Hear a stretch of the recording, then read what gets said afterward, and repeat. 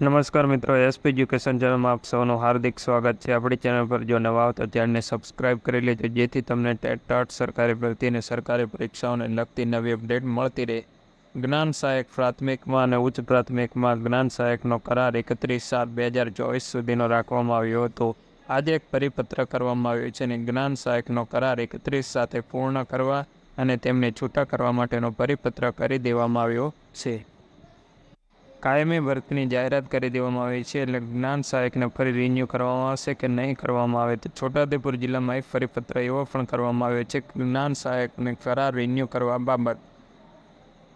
તો મિત્રો, જ્ઞાન સહાયકનો કરાર ફરી રિન્યૂ કરવામાં આવે છે, તો હવે કાયમી ભરતી માટેના થોડાક સવાલો આપણા મનમાં પણ ઉદ્ભવે છે, કારણ કે કાયમી શિક્ષકની ભરતી આવવાની છે, તો જ્ઞાન સહાયકનો ફરી કરાર રિન્યૂ કરવાની બાબત આપણને સમજાતી નથી।